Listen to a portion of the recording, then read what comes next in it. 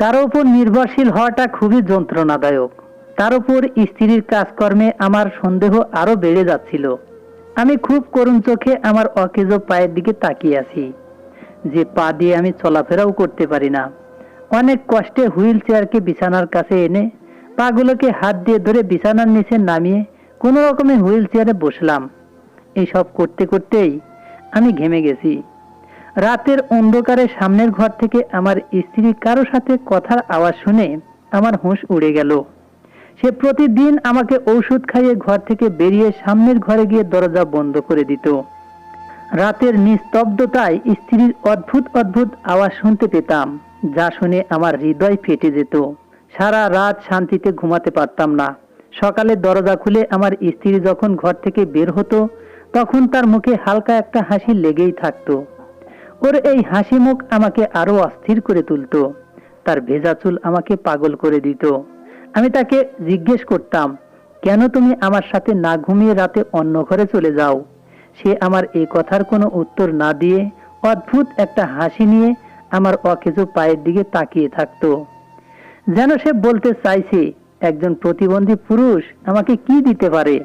সে আমাকে মুখে কিছুই বলতো না, কিন্তু তার এই চুপ করে থাকা ভেতরে ভেতরে আমাকে অস্থির করে তুলতো। সারা দিন তো সে আমার খেয়াল রাখতো, আমাকে নিজের হাতে খাইয়েও দিত, কিন্তু রাত হলেই একটা সুন্দর ড্রেস পরে অন্য রুমে গিয়ে দরজা বন্ধ করে দিত। সারা রাত যে কষ্ট সে আমাকে দিত, সেটা আমার জীবন কেড়ে নেওয়ার জন্য যথেষ্ট ছিল। একবার আমি খাবার খাওয়ার সময় তার হাত ধরে বললাম, কাজল, তুমি রাতে আমার কাছে থেকো, আমাকে ছেড়ে কোথাও যেও না। তোমাকে ছাড়া আমি ঘুমাতে পারি না। তুমি তো জানো আমি তোমাকে কতটা ভালোবাসি। দেখো, খুব তাড়াতাড়ি আমি নিজের পায়ে দাঁড়াতে পারবো এবং হাঁটতেও পারবো। এসব কথা বলতে বলতেই আমার চোখ ভিজে উঠেছিল। যে যন্ত্রণা এবং কষ্ট আমি সারা রাত পেতাম, সেটা আমি সহ্য করতে পারছিলাম না। আমি কেন, কোনো পুরুষই এইটা সহ্য করতে পারবে না যে তার বউ সেজেগুজে নিজের স্বামীকে ছেড়ে অন্য ঘরে থাকতে যায়। কাজল নিজের হাত আমার হাত থেকে ছাড়িয়ে খাবার থালা উঠিয়ে নিয়ে চলে গেল। আমি হুইল চেয়ার চালিয়ে ঘর থেকে বেরিয়ে দেখলাম সে রান্নাঘরে বাসন ধুচ্ছে। আমি তার পিছনে এসে বসলাম। ডাক্তার আমাকে আশা দিয়েছেন যে খুব তাড়াতাড়ি আমি হাঁটতে পারবো, আমার পা আবার ঠিক হয়ে যাবে, তারপর আমরা দুজনে আবার আমাদের জীবন। এ পর্যন্তই বলেছিলাম। হঠাৎ কাজল রেগে একটা কাঁচের গ্লাস মাটিতে আছড়ে ফেলে আমাকে হুইল চেয়ার সহ বাইরে সিঁড়ির কাছে নিয়ে এলো। সেখান থেকে নিচের দিকে তাকিয়ে আমার আত্মা অবধি কেঁপে উঠল। কাজল বলল, তুমি অসহায় আর প্রতিবন্ধী অবস্থাতেই ঠিক আছো। যদি তুমি নিজের ঠিক হওয়ার কথা বলো, তাহলে আমি তোমাকে এখান থেকে নিচে ঠেলে ফেলে দেব। ভগবান করুক তুমি এরকমই থাকো, যেন কখনোই ঠিক না হও। এভাবেই অসহায় অন্যের উপর নির্ভরশীল হয়ে বেঁচে থাকো। সে আমার দিকে এতটা ঘৃণা নিয়ে তাকালো যে আমি ভয় পেয়ে গেলাম। সিঁড়ি বেশি দূরে নয়, সে আমাকে সামনে এগিয়েও দিয়েছিল। নিচের দিকে তাকিয়ে আমার জীবন বেরিয়ে যাচ্ছিল। তার চোখ সেই সময় লাল হয়ে উঠেছিল। সে রাগের চোটে জোরে জোরে শ্বাস নিচ্ছিল। তারপরে সে আমার হুইল চেয়ার পিছন করে আমাকে আমার ঘরে নিয়ে এসে বিছানায় শুইয়ে দিল। তারপরে আমাকে ঔষধ খাইয়ে ঘরের দরজা খুলে পাশের ঘরে গিয়ে ঘরের দরজাটা বন্ধ করে দিল। যে ঘরে সে আজকাল থাকতো, সে ঘরের অন্যদিকে আর একটা দরজা ছিল, আর সেই ঘর থেকে যে ধরনের আওয়াজ আসতো তা শুনে শুনে আমি মৃত্যুর দিকে এগিয়ে যাচ্ছিলাম। এখন আমার নিষ্প্রাণ পায়ের উপর রাগ হচ্ছিল। বইয়ের উপরের রাগ আমি দুহাত দিয়ে পায়ের উপর মেরে মেটাচ্ছিলাম। যদি আমার পা ঠিক থাকতো, তাহলে আমি সেই লোককে মেরে ফেলতাম যে আমার বউয়ের সাথে হেসে হেসে কথা বলে। একজন পুরুষ এবং আমার বউ না জানি ওই বন্ধ ঘরে আরো কি কি করে, এসব ভেবেই আমার অন্তরাত্মা কেঁপে উঠত। কিন্তু আমি অসহায়। একবার সিদ্ধান্ত নিলাম যে আজকে আমি ওই লোককে ছাড়বো না। তাই অনেক কষ্টে হুইল চেয়ারে বসে পাশের টেবিল থেকে পিস্তল বের করে আমার ঘর থেকে বেরিয়ে এলাম। সামনের ঘর থেকে তখনও হাসি এবং কথা বলার আওয়াজ আসছিল। চাবির ছিদ্র দিয়ে যে দৃশ্য আমার চোখে পড়ল, তাতে আমার হুঁশ উড়ে গেল। আমি রাগের চোটে দরজা ধাক্কাতে লাগলাম। দরজা খুলতেই সামনে দাঁড়িয়ে থাকা লোকটাকে দেখে আমার হাত থেকে পিস্তল পড়ে গেল, কারণ সামনে তো আমারই সেই হুঁশ উড়িয়ে দেওয়ার মতো ফিগার নিয়ে আমার সামনে বসে বিভ্রান্ত দৃষ্টিতে আমার দিকে তাকিয়ে রইল। আমি সিগারেটের লম্বা টান দিয়ে ধোঁয়া উড়িয়ে বললাম, মিস কাজল, আমার দিক থেকে কোনো জোর জবরদস্তি নেই। আপনি আপনার ইচ্ছামতো সিদ্ধান্ত নিতে পারেন। একদিকে 50 লাখ টাকার চেক আর অন্যদিকে ম্যারেজ পেপার। আমি চোখ উঠিয়ে সেই অসহায় সুন্দরী মেয়েটির দিকে তাকিয়ে মনে মনে হাসলাম। তার চোখ 50 লাখ টাকার চেকের দিকে স্থির হয়ে রইল, যেটা এই মুহূর্তে তার খুব দরকার। আবার কখনো সেই কাগজের দিকে চোখ যেত, যেটাতে সই করার সাথে সাথেই সে আমার স্ত্রী হয়ে যাবে। যদি একজন মেয়ে সুন্দরী এবং তার উপরে যদি অসহায় হয়, তাহলে আমি তার অসহায়ত্বকে নিয়ে খেলাকে আরো বেশি পছন্দ করি। সেই জন্যই আমি যতটা কাজলের অসহায়ত্বকে উপভোগ করতে পারি ততটা উপভোগ করতে লাগলাম। তার চোখের জল দেখে গর্বে আমার বুক ফুলে উঠেছিল। সম্ভবত মেয়েটার পক্ষে এই সিদ্ধান্ত নেওয়াটা খুব কঠিন, আর আমি তাকে সেই জায়গাতেই এনে দাঁড় করিয়েছি। তার বাবা হাসপাতালের আইসিইউতে জীবন মৃত্যুর লড়াই লড়ছে, আর নিজের বাবাকে বাঁচাতে চোখের জল নিয়ে আমার সামনে অসহায় হয়ে বসে আছে। সেই সময় তার লাল গোলাপি ঠোঁট আমার শান্তি কেড়ে নিচ্ছিল। তারপর সে কাঁপা কাঁপা হাতে কাগজে সই করলো, আর আমার মুখে হাসি ছড়িয়ে পড়ল। মনে মনে ভাবলাম, আবার একটা কোমল গোলাপকে কিনে নিলাম। একেও 4 দিনের জন্য নিজের কামরার আয়না বানিয়ে তারপরে ফালতু জিনিসের মতো ছুঁড়ে ফেলে দেব। কাজলের সাথেই আমার প্রথম বিয়ে। এর আগে যত মেয়েকে ব্যবহার করেছি, বিয়ে না করেই তাদের সাথে রঙিন রাত কাটাতাম, আর সন্তুষ্ট হওয়ার পরেই তাদের ছেড়ে দিতাম। কিন্তু কাজলকে বিয়ে করাটা ছিল কাজলের শর্ত। যখন সে আমার সব শর্ত মেনে নিল, তখন আমিও তার শর্তে রাজি হয়ে গেলাম। আমার কাছে মেয়েদের গুরুত্ব এতটুকুই ছিল, যাদের সাথে কিছুদিন বা কয়েক মাস কাটানো যায়। কিন্তু আমি জানতাম না যে কাজল একটা সমস্যার নাম। সে কোনো সাধারণ মেয়ে না, সে একজন বড় খিলাড়ি। সে আমাকে শেষ করে দিয়েছে। আমি খুব খুশি হয়ে কাজলের সই করা বিয়ের কাগজ নিয়ে আমিও তাতে সই করে দিলাম। আমার অফিস ঘরে উকিলও বসেছিলেন, তিনি বাদ বাকি কাজ কমপ্লিট করলেন। এখন এই সুন্দরী মেয়েটি কাজল সাহা থেকে কাজল দাসে পরিণত হয়েছে। এখন সে কুণাল দাসের স্ত্রী। কিন্তু যতক্ষণ না আমার মন ভরছে ততক্ষণের জন্য। আমি কাজলের দিকে লোলুপ দৃষ্টিতে তাকালাম। সে তাড়াতাড়ি 50 লক্ষ টাকার চেক তুলে নিয়ে আমার অফিস থেকে বের হতে লাগলো। আমি হাসতে হাসতে বললাম, তুমি এখন আমার সাথে আমার ফ্ল্যাটে যাবে, কারণ আজকেই আমাদের বাসর রাত, আর আমি এটা নষ্ট করতে চাই না। আমার এটুকু ধৈর্য ছিল না যে তার অপেক্ষায় আমি আমার সময় নষ্ট করব। সে আমার দিকে করুণ চোখে তাকিয়ে বলল, আমার বাবা হাসপাতালে পড়ে আছে, জানি না তিনি বেঁচে আছেন কিনা, তাই ঈশ্বরের দোহাই আমাকে আমার বাবার সাথে এই রাতটা থাকতে দাও, তারপরে আমি নিজেই তোমার কাছে আসব। সে আমাকে হাত জোর করে অনুরোধ করলো। কিন্তু আমি এতটা দয়ালু না। যদি দয়ালু হতাম তাহলে কাজলের অসহায়ত্বের সুযোগ নিতাম না। আমি আমার প্যান্টের পকেটে হাত ঢুকিয়ে ধীরে ধীরে তার কাছে এসে বসলাম। তোমার বাবার এই চেকটা দরকার, তোমার না। আর এই চেকটা তোমার বাবার কাছে খুব সহজে পৌঁছে যাবে। আর প্লিজ আমাকে ভোর করো না। কত দিন ধরে আমি এই দিনের অপেক্ষায় আছি। আমি তার হাত ধরে তাকে আমার সাথে নিয়ে যেতে লাগলাম। সে পুরো রাস্তা আমার কাছে হাত জোড় করে অনুরোধ করতে লাগলো যে আমাকে অন্তত কয়েক ঘন্টার জন্য বাবার কাছে থাকতে দাও। কিন্তু আমি কিছুই শুনতে চাইলাম না, শুধু সেই থাপ্পড়ের শব্দ ছাড়া, যেটা কিছুদিন আগে ও আমাকে দিয়েছিল। আমার ভেতরে লেগে থাকা আগুন হয়তো আজ তার অসহায়ত্ব আর চোখের জল দেখেই নিভত। তাই আমি কেবল গাড়ি চালাতে থাকলাম, তার কোনো কথাতেই ধ্যান দিলাম না। আমি ভীষণ ধনী এবং উচ্ছৃঙ্খল 30 বছর বয়সী একজন যুবক। এতগুলো হয়তো কেউ কাপড়ও কেনেনি, যতগুলো মেয়েদের আমি কিনে ব্যবহার করে আবার ফালতু জিনিসের মতো ফেলে দিয়েছি। আমার ধন সম্পদ কোনো অভাব ছিল না। আমি এখনো বিয়ে এই কারণেই করিনি যে আমি কোনো একটা মেয়ের সাথে জীবন কাটাতে চাই না। আজ অবধি এমন কোনো মেয়ে পাইনি যার সাথে কিছু রাত কাটানোর পরেও আমার মনে ধরতো। আমি কাজলের হাত ধরে টানতে টানতে আমার ফ্ল্যাটে নিয়ে এলাম। ঘরের দরজা খুলে ওকে টানতে টানতে আমার রুমে নিয়ে এসে ওকে ধাক্কা দিয়ে বিছানায় ফেলে দিলাম। কাজল তখনও কাঁদছিল। আমি বললাম, 50 লাখ টাকা পাঠিয়ে দিয়েছি তো, মরবে না তোমার বুড়ো অসুস্থ বাপ, তাই তুমি কান্নাকাটি বন্ধ করো। তারপর আলমারি থেকে বের করে তাকে সেই ড্রেসটা দিলাম যেটা কিছুদিন আগেও ওকে দিয়েছিলাম। আর তার বিনিময়ে এই গরিব মেয়েটি আমার মুখে সেই ড্রেস ছুঁড়ে মেরেছিল আর আমার গালে থাপ্পড় মেরে তার ভদ্রতার কথা বলে গেছিল যে আমি সেই ধরনের মেয়ে না যে টাকার লোভে নিজের ইজ্জত বিক্রি করব। আর আজ আমি তাকে সেই অবস্থাতেই এনে দাঁড় করিয়ে দিয়েছি। মাত্র 50 লাখ টাকার বিনিময়ে সে আমার কেনা গোলাম হয়ে গিয়েছে। আমি আমার হৃদয়ের তৃপ্তি না মেটা পর্যন্ত তাকে ব্যবহার করব এবং যখন আমার মন ভরে যাবে তখন আমি তাকে দুধে পোড়া মাছির মতো ছুঁড়ে ফেলে দিতে পারবো। যদিও কয়েকদিন আগেও আমি তাকে 50 লাখ টাকার চেকই দিয়েছিলাম।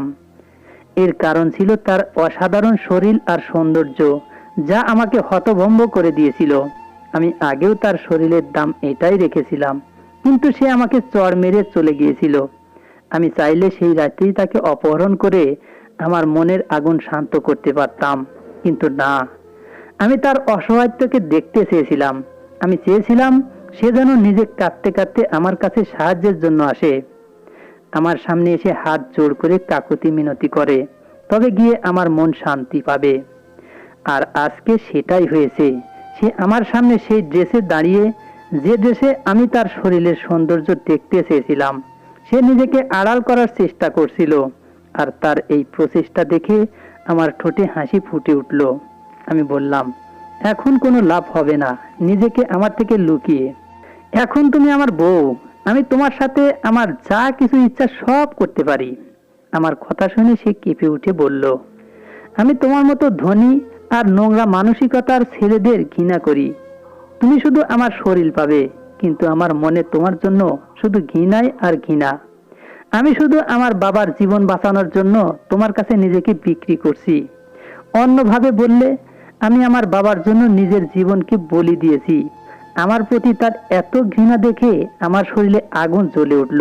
আমি তাকে আমার বুকে শক্ত করে জড়িয়ে ধরলাম, এত জোরে জড়িয়ে ধরলাম যে তার মুখ থেকে বেরিয়ে এলো।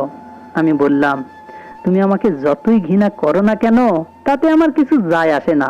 কয়েকদিন অথবা বলতে পারো কয়েক মাস আমি তোমাকে অনেক আদর করব।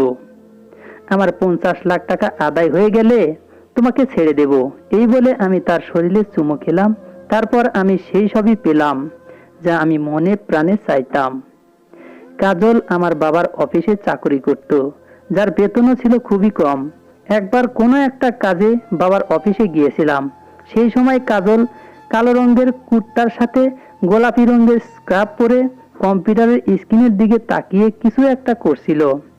হঠাৎ তার দিকে আমার নজর পড়লে তার সৌন্দর্য দেখে আমি অন্যদিকে তাকাতে ভুলে গেলাম। সম্ভবত আমার এভাবে তার দিকে তাকানোর ফলে কাজল বিভ্রান্ত হয়ে পড়ে। মেয়েরা তাদের উপর ওঠার সমস্ত নজর চিনতে পারে, তাদের সিক্স সেন্স খুব স্ট্রং হয়। তাই হয়তো কাজল আমার দিকে ঘৃণার দৃষ্টিতে তাকালো। আমি বাবার ক্যাবিন থেকে বেরিয়ে এসেছিলাম, কিন্তু কাজলের সৌন্দর্য দেখে আবার বাবার ক্যাবিনে গেলাম। আমি তাকে কাজলের সম্পর্কে জিজ্ঞাসা করলে তিনি বললেন যে কয়েক মাস হলো সে এই অফিসে কাজ করে। সে খুব ভালো এবং পরিশ্রমী মেয়ে। আমি বললাম, আমারও একজন এরকম মেয়ে দরকার। যদি আপনি কাজলকে আমার অফিসে কাজ করতে বলেন তাহলে আমার সমস্যা কিছুটা কমবে। আমার বাবার এতে কিবা আপত্তি থাকতে পারে। আর এমনিতেও বাবা আমার কোনো কথাই ফেলতেন না, কারণ আমি তার একমাত্র সন্তান। আমাকে নিয়ে বাবার একটাই টেনশন ছিল যে আমি কবে ম্যাচিউর হব। প্রতিদিন নতুন নতুন মেয়ের সাথে বন্ধুত্ব নিয়ে বাবা প্রশ্ন তুলতেন। আমার মাও চাইতেন আমি বিয়ে করে থিতু হই, কিন্তু আমি বিয়ের ঝামেলায় পড়তে চাইনি। আমি স্বাধীনভাবে জীবন উপভোগ করতে চাইতাম। তাই আমি আমার জন্য একটা আলাদা ফ্ল্যাট নিয়ে রেখেছিলাম। বেশিরভাগ সময় আমি আমার ফ্ল্যাটেই থাকতাম আর মেয়েদেরকেও সেখানেই নিয়ে যেতাম। বাবা মায়ের সাথে খুব কমই থাকতাম। এভাবেই আমি কাজলকে আমার অফিসে শিফট করিয়েছি। আমি প্রথমেই তার বেতন বাড়িয়ে দেই, এতে সে খুব খুশি হয়, কিন্তু এখনো সে আমার উদ্দেশ্য সম্পর্কে জানে না। কাজলের এখানে কাজ করা কয়েক সপ্তাহ হয়ে গেছে। আমি তাকে কোনো কাজের কথা বললে সে চুপচাপ সেই কাজ করে দিত, আমার কোনো কথাতেই না বলতো না। কিন্তু প্রথমবার সে আমার কাজে না বলল যখন আমি তাকে বললাম যে আমার অফিসে কাজ করার নিয়ম কিছুটা আলাদা। আমি এখানে কাজ করা মেয়েদের মডার্ন লুকে দেখতে চাই, তাই তোমরা মডার্ন পোশাক পরে কাজ করলে ভালো হয়, আর আমি তোমাদের বেতনও দ্বিগুণ করে দেব। আমার কথা শুনে সে বলল, আমি যে ড্রেস পরি তাতেই আমি স্বাচ্ছন্দ্য বোধ করি, আমার লুক পরিবর্তন করার দরকার নেই। তোমার বাবার অফিসে কাজ করার সময় আমার ড্রেস নিয়ে তার কোনো সমস্যা হয়নি, তাই তুমি আমাকে তোমার বাবার অফিসে পাঠিয়ে দিলেই ভালো হয়, কারণ আমি এসব করতে পারবো না। তার এই সব কথাতে আমার ভেতরের অহংকার ধপ করে জ্বলে উঠল। আজ পর্যন্ত কোনো মেয়ে আমার সামনে এত সাহস দেখায়নি। আমি এটা ভালো করেই জানতাম যে এই ধরনের মেয়েরা যারা বাড়ির খারাপ অবস্থার জন্য চাকরি করতে বাইরে বের হয়, তারা ওড়না গায়ে জড়িয়ে নিজেকে সতী সাবিত্রী প্রমাণ করার এটা তাদের একটা পুরনো কৌশল। এই ধরনের মেয়েরা নিজের সৌন্দর্যকে লুকিয়ে রেখে দাম বাড়ায়, তারপর যখন আমাদের মতো ছেলেরা তাদের দাম বাড়ায় তখন তাদের শরীর থেকে ভদ্রতার পর্দা সরাতে সময় লাগে না। তাই আমিও সেটাই করলাম। পরের দিন কাজলকে বললাম, তোমাকে আমার সাথে একটা বিজনেস লাঞ্চে যেতে হবে। সবার প্রথমে সে প্রশ্ন করলো যে অফিসের টাইমেই ফিরে আসবো তো, কারণ আমি বেশি দেরি করতে পারবো না। আমি বললাম, হ্যাঁ, তুমি অফিস টাইমেই ফিরে আসবে। আমার কথা শুনে সে আমার সাথে যেতে রাজি হলো। আমি তাকে একটা রেস্টুরেন্টে নিয়ে গেলাম যেখানে আমার কিছু ক্লায়েন্ট ছিল। মিটিং আর লাঞ্চের পর তারা চলে গেল। আমি কাজলকে কোনো একটা বাহানায় হোটেল রুমে নিয়ে আসি, কিন্তু যখন আমি তাকে আমার মনের কথা বললাম এবং তার সামনে 50 লাখ টাকার চেক এবং একটি মডার্ন পোশাক রাখলাম এবং এটা বললাম যে আমি যতদিন চাইবো তোমাকে ইউজ করতে পারবো, তুমি না করতে পারবে না, আমি জানতাম সে নিজের দাম কিছুটা বাড়াতে চাইবে, তাই তো 50 লাখ টাকার চেক দিয়েছি। সেই চেক এবং সেই ড্রেস আমার মুখে ছুঁড়ে মারল এবং বলল যে আমি একটি ভদ্র সভ্য পরিবারের মেয়ে। এরপর সে আমার দিকে ঘৃণা ভরে তাকিয়ে বাইরে চলে যেতে লাগলো। আমি এগিয়ে গিয়ে তার হাত ধরলে সে আমার গালে একটা থাপ্পড় মারলো। আমি স্তব্ধ হয়ে দাঁড়িয়ে পড়লাম আর সে রুম থেকে বেরিয়ে গেল। এরপর কাজল অফিসের কাজ ছেড়ে দিল। এটা আমার মতো মানুষ কিভাবে সহ্য করতে পারে? তাই আমি আমার বাবার কাছ থেকে কাজলের পুরো ডিটেলস নিয়ে বাবাকে বললাম কাজলকে যেন অফিসে কাজে না নেয়। বাবার কারণ জানতে চাইলে আমি শুধু বলেছিলাম যে মেয়েটি ভালো না। বাবা আমার কথা মেনে নিয়ে কাজলকে আর চাকরিতে নেননি। তারপর আমি কাজলের বাবার অ্যাক্সিডেন্ট করাই এবং তাকে জীবন মৃত্যুর সন্ধিক্ষণে নিয়ে আসি। এরপর যখন কাজল আমার কাছে সাহায্যের জন্য এলো, আমি তাকে স্পষ্টভাবে বললাম যে মিস কাজল, আপনি যদি চান আমি আপনাকে সাহায্য করি, তাহলে আপনি আপনার ভদ্রতা এবং সভ্যতা আমার অফিসের বাইরে রেখে আসবেন। সে বলল, আমি তোমার শর্ত মেনে নেব, কিন্তু তোমাকেও আমার একটা শর্ত মানতে হবে। আমি বললাম, কেমন শর্ত? সে বলল, তুমি আমাকে 1 রাতের জন্য ইউজ করো বা 4 রাতের জন্য, অথবা যতক্ষণ তোমার মন না ভরবে ততক্ষণ, কিন্তু আমাকে স্পর্শ করার আগে তোমাকে আমায় বিয়ে করতে হবে। বিয়ে না করে তুমি আমাকে ছুবেও না। যদিও তুমি চাইলে আমাকে 1 রাতের পরে ডিভোর্স দিয়ে দিতে পারো, কিন্তু বিয়ে না করে তোমার সাথে থাকবো না। ওর কথা শুনে আমি স্তব্ধ হয়ে গেলাম। ওর শর্ত আমার কাছে একটা অ্যাডভেঞ্চার। এর আগে কখনো কোনো মেয়ের সাথে এরকম করিনি। ওর কথা শুনে আমি জোরে হেসে একজন উকিলকে আমার ঘরে ডেকে নিলাম। এই দিয়ে কাজলের জন্য বিয়ে হতে পারে, কিন্তু আমার কাছে এর কোনো গুরুত্বই নেই। কাজল শুধুমাত্র কয়েকদিন বা কয়েক মাসের জন্য আমার কাছে এনজয়ের বস্তু। আর সেই মেয়ে আমার ফ্ল্যাটে, আমার বিছানায়, আমার বুকে সে নিঃশব্দে চোখে জল ফেলছে। আমি মাত্র কয়েকদিনের মধ্যেই তার অভিমান ভেঙে দিয়েছি। আমার ভেতরের পশুরূপী মানুষটা এই অসহায় মেয়েটিকে তার ইচ্ছায় রাজি করিয়ে শান্ত হলো। কাজলের বাবা হাসপাতালেই মারা যায়। পরের দিন হাসপাতালে এসে কাজল বাবার লাশ দেখে হাউমাউ করে কাঁদতে শুরু করে, কিন্তু এতে আমার কিছু যায় আসে না। কাজলের বাবা ছাড়া আর কেউ নেই। সে কিছুদিন বাবাকে শোক করতে থাকলো, কিন্তু কেন জানি না এই মেয়েটার প্রতি নেশা দিন দিন আমার বাড়তে লাগলো। যদিও আমার প্রতিশোধ পূর্ণ হয়ে গেছে, আমি তাকে আমার স্ত্রী বানিয়ে রাখতে চাইনি, কিন্তু বোধহয় ওর সৌন্দর্যের ভূত এখনো আমার মাথায় থেকে নামেননি। তাই ওকে ওর বাড়ি থেকে আমার ফ্ল্যাটে নিয়ে এলাম। এবার ওর চোখে আমার জন্য আগের চেয়ে আরো বেশি ঘৃণা ফুটে উঠলো, কিন্তু আমি এসবে পাত্তা দেইনি। ভেবেছিলাম এটা শুধু কয়েকদিনের হ্যাং ওভার। কাজলের সৌন্দর্যের নেশা আমার মাথা থেকে নেমে গেলেই আমি কাজলের মুখে ডিভোর্স পেপার ছুঁড়ে মেরে এখান থেকে বের করে দেব, কিন্তু সে তো নেশার মতো আমার মাথায় চড়তেই লাগলো। প্রতিবার আগের বারের চেয়েও তাকে আরো বেশি সুন্দর লাগতো। এটাই যে আমি ঘন্টার পর ঘন্টা তার দিকে তাকিয়েই থাকতাম, যদিও আজ পর্যন্ত আমি কাজলের কাছ থেকে ভালোবাসা পাইনি। তার চোখে আমার জন্য শুধুমাত্র ঘৃণা আর ঘৃণাই ছিল। আমি যত তার সাথে থাকতাম ততই তাকে আমার ভালো লাগতো। ওর বিষণ্ণ মুখও আমাকে আকৃষ্ট করত। একবার তার খুব জ্বর হয়েছিল, আর আমি টেনশনে আমি নাওয়া খাওয়া ভুলে গেলাম। তখনই আমি বুঝতে পারি যে আমি কাজলকে ভালোবেসে ফেলেছি। ওর কষ্ট আমি সহ্য করতে পারছি না। আমি সারা রাত জেগে ওর যত্ন নিলাম। কয়েকদিনের মধ্যে কাজল সুস্থ হয়ে উঠল। 6 মাস পেরিয়ে গেছে, সে এখনো আমার স্ত্রী। একবার সে নিজেই আমাকে জিজ্ঞাসা করেছিল, তুমি আমাকে কবে ডিভোর্স দেবে?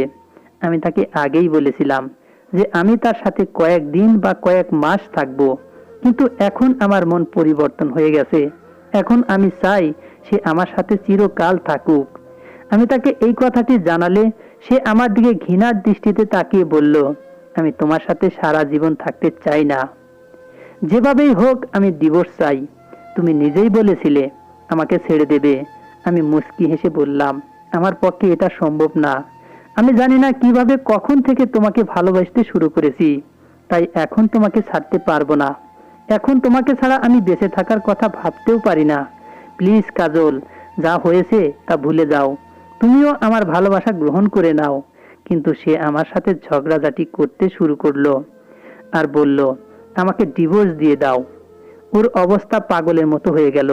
কাজল আমার সামনে পড়ে হাত জোর করে বলতে লাগলো, আমাকে ছেড়ে দাও, আমি তোমার সাথে থাকতে চাই না। আমি তাকে বোঝানোর অনেক চেষ্টা করলাম, কিন্তু সে বুঝতেই চাইছিল না। তাই আমি বাধ্য হয়ে তাকে থাপ্পড় মেরে বললাম, আমার সাথে এসব কথা বলবে না। তুমি সারা জীবন এভাবেই আমার সাথেই থাকবে, বুঝলে? এই বলে আমি অফিসের জন্য বাড়ি থেকে বেরিয়ে গেলাম। কাজলের মাথায় যে পাগলামো চেপেছিল সেটা থামানোর জন্যই তাকে থাপ্পড় মারতে হয়েছিল। কিন্তু এখন আমার খুব অনুশোচনা হচ্ছিল যে আমি কিভাবে কাজলের গায়ে হাত তুললাম। এসব কথা ভাবতে ভাবতে টেনশনে খুব জোরে গাড়ি চালাচ্ছিলাম। তার ফল এই হলো যে হঠাৎ সামনে আসা গাড়ির সাথে আমার ধাক্কা লেগে আমার গাড়ি পাল্টি খেতে লাগলো, আর আমি অজ্ঞান হয়ে গেলাম। যখন জ্ঞান ফিরল তখন আমি হাসপাতালের বেডে শুয়ে। সেখানে আমার বাবা মায়ের সাথে কাজলও উপস্থিত ছিল। সেই সময়ে আমি বাবা মায়ের সামনে কাজলকে আমার স্ত্রী হিসেবে মেনে নিলাম। বাবা এটা শুনে অসন্তুষ্ট হয়েছিলেন, কিন্তু আমি যে অবস্থায় ছিলাম তাতে তিনি আমাকে কিছুই বলতে পারেননি। আমার 2 পা ভেঙে গেছিল। ডাক্তার আমার পা দুটো প্লাস্টার করে দিয়ে বললেন, আপনি কয়েক মাস নিজের পায়ে দাঁড়াতে পারবেন না। 1 সপ্তাহ হাসপাতালে থাকার পর আমি বাবা মায়ের পরিবর্তে কাজলের সাথে ফ্ল্যাটে চলে এলাম। তার ব্যবহার আমার প্রতি বদলে গিয়েছে। সে আমার যত্ন নিত, কিন্তু রাতে আমাকে ওষুধ খাওয়ানোর পর সে আমার ঘর থেকে বেরিয়ে পাশের ঘরে চলে যেত। তারপর সারা রাত আর আমার ঘরে আসতো না। আমি সেই সময় এতটা নির্ভরশীল হয়ে পড়েছিলাম যে নিজে নিজে বিছানা ছেড়ে উঠতে পারতাম না। আমার ঘরের দরজা খোলা, সামনের ঘরেই সে ছিল, কিন্তু সেই ঘরের দরজা বন্ধ। রাতের বেলা সামনের ঘর থেকে হালকা হালকা চিৎকারের আওয়াজ আসছিল। রাতের এই সময় কাজলের সাথে কে আছে সেই ঘরে? আমি খুব ঘাবড়ে গেলাম। হয়তো আমার মনের ভুল, কিন্তু না, এটা আমার মনের ভুল না। কারণ এখন প্রতিদিন এমন অদ্ভুত আওয়াজ শুনতে শুরু করেছি যা আমাকে খুব কষ্ট দিত। আমার অফিসের কাজের কাগজপত্র কাজলই এনে দিত আমার সাইন করার জন্য। আমার অফিসের ম্যানেজার প্রতিদিন আমার বাড়িতে আসতো। কোনো জরুরি কাজ থাকলে আমি তার সাথে বাড়িতে বসে ডিসকাস করতাম। তারপর সে চলে যেত। সে খুব দায়িত্ববান ছেলে। আমি ভাবতেও পারিনি যে তাকে আমি আমার স্ত্রীর ঘর থেকে বের হতে দেখব। তাকে দেখে আমার হাতের পিস্তল নিচে পড়ে গেল। আমি তাকে বললাম, তুমি? সে আজকে আমাকে চোখে চোখ রেখে তাকিয়েছিল। কাজল ও তার সাথে দাঁড়িয়ে। কাজল কিছু কাগজপত্র আমার সামনে রেখে বলতে লাগলো, আমি তোমার সমস্ত সম্পত্তি আমার নামে করে নিয়েছি। এখন তুমি আমাকে ডিভোর্স না দিলে আমি তোমাকে মেরে ফেলতেও দ্বিধা করব না। আমি অবাক হয়ে কাজলের দিকে তাকিয়ে রইলাম। তারপর তাকে বললাম, কাজল, আমি তোমাকে ভালোবেসে ফেলেছিলাম। তোমার ভদ্রতাকে আমি বিশ্বাস করেছিলাম। আমি ভাবতেও পারিনি যে তুমি কারো সাথে অবৈধ সম্পর্ক তৈরি করতে পারো। কারণ অবৈধ সম্পর্ক তো আমিও তোমার সাথে করতে চেয়েছিলাম এবং বিনিময়ে তোমাকে 50 লাখ টাকাও দিতে চেয়েছিলাম, কিন্তু তুমি তোমার আত্মসম্মান বিক্রি করনি। তাহলে আজ কিভাবে পরপুরুষের সাথে? আমি সম্পত্তি হারানোর চেয়েও তুমি বদলে যাওয়াতে বেশি দুঃখ পেয়েছি। ভালো হয় তুমি আমাকে মেরেই ফেলো, কিন্তু তবুও আমি তোমাকে ডিভোর্স দিতে পারবো না। তোমাকে ছাড়া তো এমনিতেই আমি মরে যাব। তার থেকে ভালো হবে তোমার হাতেই আমি এই দুনিয়া থেকে চলে যাই। আমি নিচে পড়ে থাকা পিস্তলটা হাতে নিয়ে কাপা কাপা হাতে কাজলকে ধরিয়ে দিলাম। কাজল পিস্তলটা হাতে নিল, কিন্তু পর মুহূর্তেই কাঁদতে লাগলো। সেই ম্যানেজার বলতে লাগলো, কাজল আমার বোন। আমি দুবাইতে চাকরি করতে গিয়েছিলাম, কিন্তু সেখানে একজন আমাকে মিথ্যা অভিযোগে ফাঁসিয়ে জেলে পাঠিয়ে দেয়। যখন সেখান থেকে ছাড়া পেয়ে ফিরে আসি, তখন কাজল আমাকে পুরো ঘটনাটা বলে। সেটা শুনে আমার খুব রাগ হয়েছিল। তুমি বাবার সাথে যা করেছিলে আমরা তার বদলা নিতে চেয়েছিলাম। তাই আমি তোমার অফিসে চাকরি করে তোমার বিশ্বস্ততা অর্জন করি। তারপর ভাগ্যক্রমে তোমার অ্যাক্সিডেন্ট হয়ে গেলে আমাদের সামনে সুযোগ আসে, আর তাই আমরা তোমাকে শাস্তি দেওয়ার জন্য এই নাটক করেছিলাম। এসব কথা শুনে আমি নিজেকে নিয়ে খুব লজ্জায় পড়ে গেলাম। আমি কাজলের কাছে আমার সমস্ত খারাপ ব্যবহারের জন্য ক্ষমা চেয়েছি। মেয়েদের সহ্য ক্ষমতা পুরুষের থেকে অনেক বেশি হয়। সে আমাকে ক্ষমা করে দিয়েছে। আমি হুইল চেয়ারে বসে, কাজল আমার পায়ে মাথা রেখে বসেছিল। কাজলের ভালোবাসার পূর্ণ স্পর্শ পেয়ে আজ প্রথমবার আমি আমার ভেতরে স্বস্তি অনুভব করলাম। বন্ধুরা, আমাদের এই গল্পটি যদি ভালো লেগে থাকে, লাইক, কমেন্ট, শেয়ার ও সাবস্ক্রাইব করে আমাদের পাশেই থাকবেন। ধন্যবাদ সবাইকে, ভালো থাকবেন।